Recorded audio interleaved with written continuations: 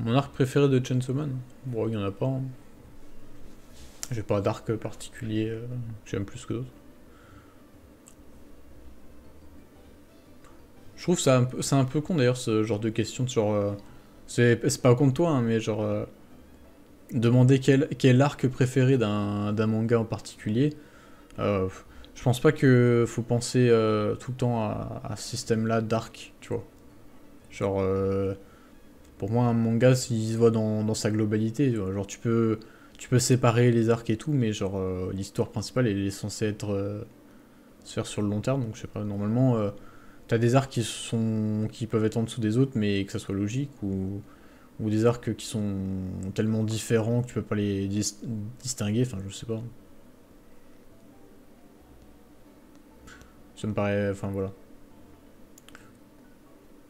Genre, typiquement, les premiers arcs de Chainsaw Man, ils sont clairement moins bien que les autres, mais ils le sont pour une raison, quoi. J'en ai déjà parlé dans la vidéo, mais c'est grâce à ces arcs-là que les suivants sont aussi forts, donc...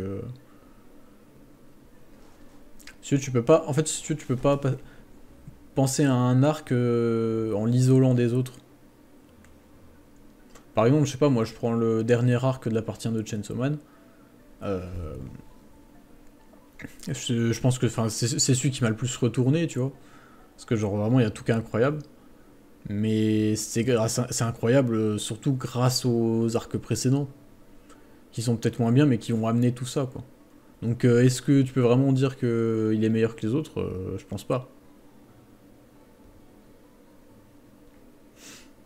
Enfin bref.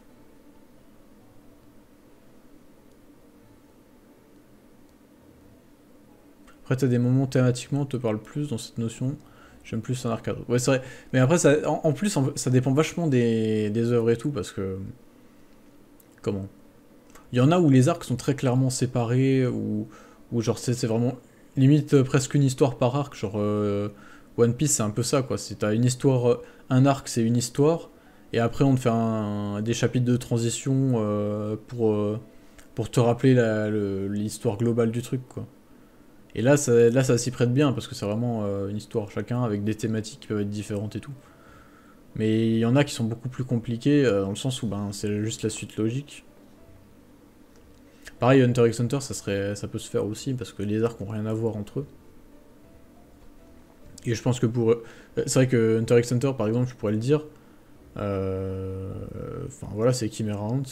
Et encore, en vrai, je sais pas. Parce que l'arc en cours enfin, l'arc en cours est pas encore fini, à moins qu'il soit... Que je le kiffe autant, mais...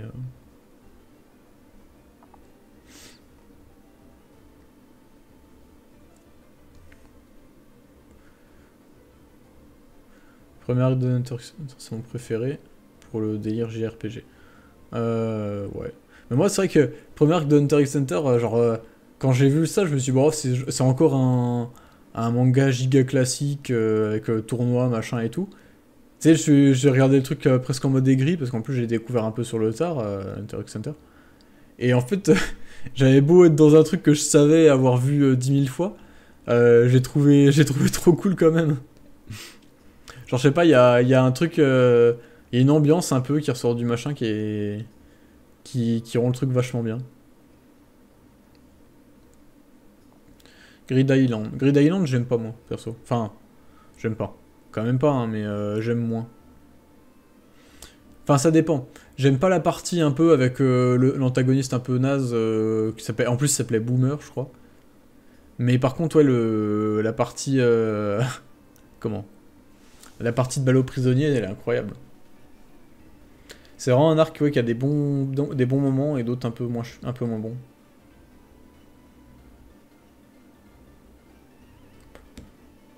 Ils aiment pas le côté carte et jeux vidéo. Ouais, moi c'est pas trop ce côté-là qui me gêne, c'est juste je trouve que ça aurait pu être plus intéressant.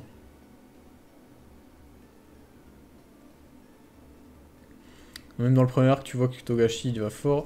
Genre Gon qui est un psychopathe. Les pouvoirs trop diversifiés, les retournements de situation. Non mais c'est vrai que ouais, il était vachement bien, c'est pour ça que je t'ai dit, quand j'ai vu le truc, c'est vraiment c'est giga classique. Je l'avais vu 100 fois avant cet arc-là. Mais c'était quand même génial. Genre, certes, c'était pas original, mais ça le faisait super bien. Et c'est ce que c'est le plus important en vrai, hein.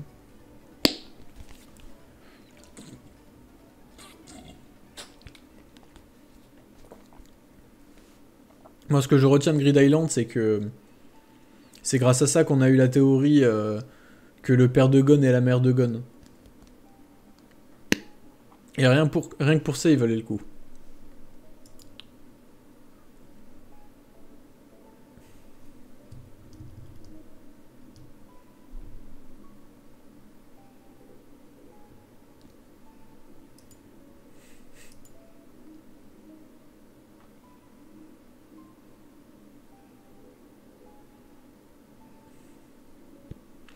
L'arc en cours de Hunter x Hunter, je pense qu'il sera beaucoup mieux à lire d'une traite. Parce que moi, pareil, j'ai trouvé. Ça me faisait chier de le lire en hebdo à une époque. Et puis, genre, il y a 6 mois, là, j'ai tout relu d'un coup, d'une traite, et c'était vraiment génial. Une fois que tu te plonges dedans, c'est vraiment génial. Bon, après, par contre, quand ça a repris, j'avais quand même du mal à suivre hein, en hebdo. En hebdo, c'est vraiment genre pour les fans, quoi. Mais sinon, ouais, même l'abondance de dialogue. Bon, après, des fois, dans les dialogues, il y a des trucs qui sont pas forcément utiles, qui pourraient être raccourcis, hein.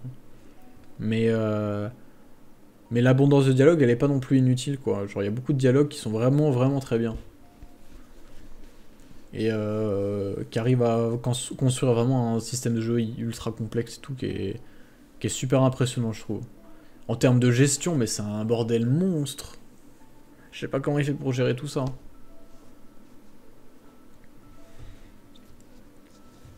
On dit de Sioux dans Tower of God avec les comment les jeux hyper compliqués avec plein de règles et tout et où il y a plein de persos qui font tous des 30 000 plans avec 15 coups d'avance là, mais l'arc en cours de Hunter x Hunter il est encore pire, hein.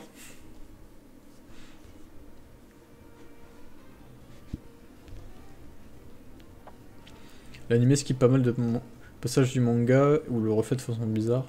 Après, le reste globalement correct, et apparemment, c'est moins chiant que de se taper une, une maison pendant un tome.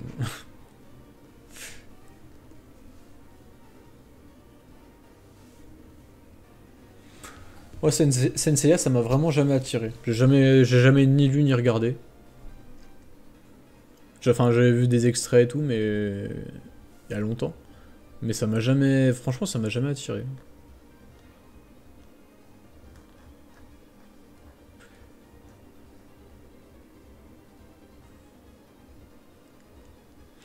J'ai jamais compris perso les règles des jeux dans Tower of God, j'ai toujours compris direct. Mais t'as compris ou t'as pas compris? Je comprends pas.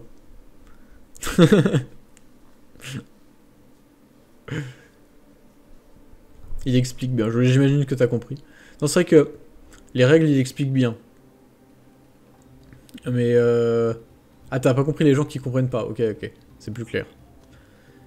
Bah, généralement, on comprend et puis... Enfin, il explique bien, suffit d'un peu de lire, de prendre son temps, mais...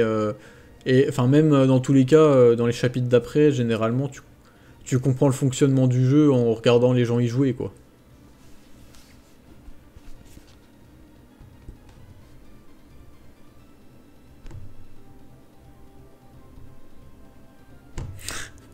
Ah, c'est vrai qu'il explique bien, mais ouais, il cache 150 000 trucs. C'est vrai que c'est un aspect dont on parle pas forcément quand on fait la pub de Tower of God, mais il y a vraiment tout un côté... Il y a tout le temps des jeux, si tu veux. Il y a un gros pan de l'univers qui est bâti sur ça. Où en gros, ben, t'as plein de règles ultra complexes, avec toute une... comment tout un... Une construction qui se met en place et tout, avec des règles, machin. Et ça, c'est assez bien foutu parce que en général, c'est vraiment. Enfin, en général, même tout le temps, hein, c'est hyper cohérent avec l'univers, tu vois. C'est pas genre, hop, vas-y, on fout un jeu là au milieu et tout. Généralement, il va être amené intelligemment.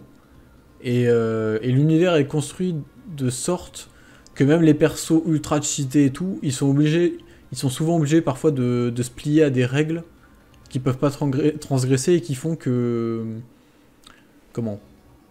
Que tu peux avoir des combats intéressants entre gens qui ont pas du tout le même niveau de puissance, pour dire comme ça. Parce que ça parle parce qu'il y a d'autres aspects qui rentrent en compte. Donc ouais, c'est vraiment un truc que je trouve bien.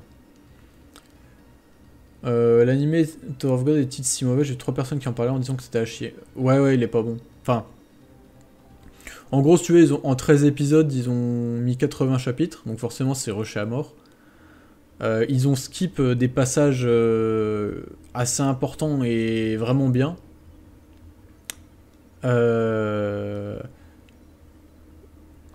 Ils ont remplacé l'humour, parce qu'il y avait beaucoup d'humour dans l'arc, et ils l'ont remplacé par de l'humour typique japonais, un peu pas ouf, quoi. Genre, tu sais, genre vraiment, tu vois, genre, des trucs un peu clichés, tu sens ils se sont vraiment dit, vas-y, on va le faire pour les japonais, faut que ça plaise aux japonais. T'as vraiment plein de blagues, parfois un peu subtiles, qui ont sauté, qui ont été remplacés par des trucs clichés un peu nazes. T'as des incohérences aussi, ce qui est un peu embêtant quand t'as un truc qui qui se blinde de foreshadowing toutes les 2 pages, enfin où tu sens vraiment qu'il se passe des trucs qui seront importants pour plus tard. Euh, donc ouais, il y a vraiment des grosses incohérences qui naissent d'animé. Globalement, il est pas non plus incroyable visuellement parlant, tu vois. La DA est très bien. J'aime beaucoup aimer la DA. Genre les dessins correspondent vachement à Tower of God que ce soit le choix des couleurs, le chara design et tout. Je trouve il fait vraiment, ça fait vraiment Tower of God quoi. C'est assez impressionnant comme c'est proche, je trouve, du style de l'auteur. Enfin, après c'est assez éloigné quand même, mais pour un animé c'est assez proche. Et bah juste, en fait, si tu veux, c'est beau visuellement, mais l'animation est pas ouf. C'est vraiment ça fait le minimum, quoi. T'as aucun passage vraiment marquant. Mais après ça, à la limite, je veux dire, c'est vraiment secondaire. T'as les musiques qui sont géniales aussi. Mais sinon, ouais, le principal problème, il vient vraiment de cette adaptation, en fait. Genre, les passages qu'ils ont retirés, c'est vraiment les trucs qu'il fallait pas retirer.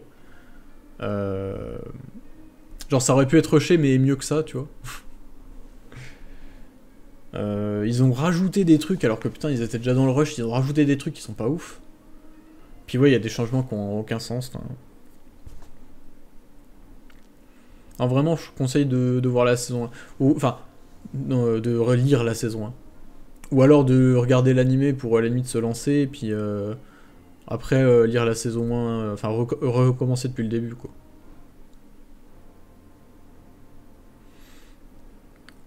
Ah, ouais, j'espère qu'ils feront mieux pour la saison 2, mais j'y crois pas trop. Parce qu'en plus, la saison 2, elle est complexe aussi.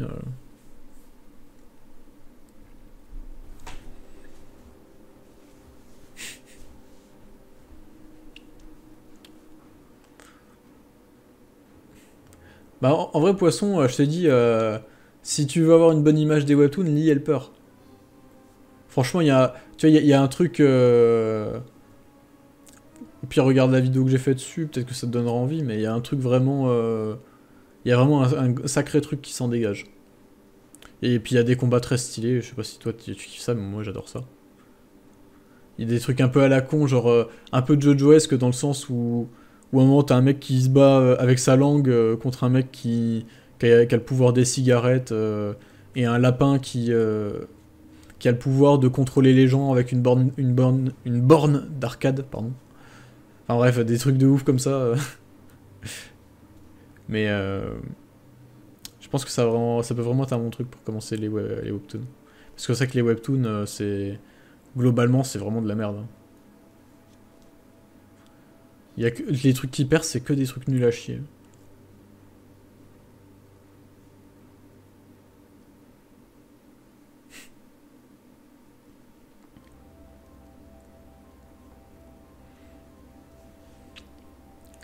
D'ailleurs, The Horizon, je l'ai toujours pas lu. Comme webtoon.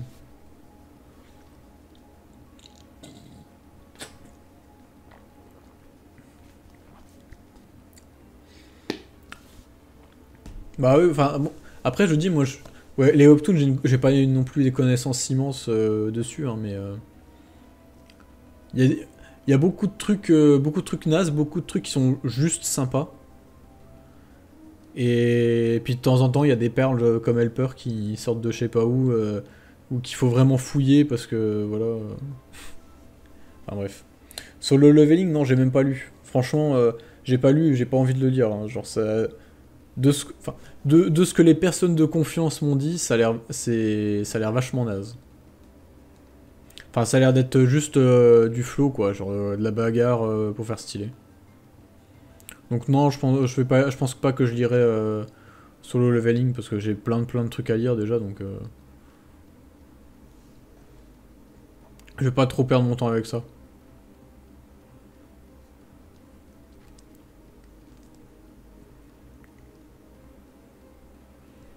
Après, peut-être que je me trompe et que tous les gens de bon goût que je suis se trompent, mais d'ailleurs, ça fait un moment que j'ai pas lu. Le dernier truc que j'ai lu, si je compte les tomes, le tome 10 de Sphinx. Putain, j'arrive plus à parler, c'est bon. Bref, c'est un random Yuri. Ah, moi, tiens, dernier truc que j'ai lu, tiens, je vais vous le ramener.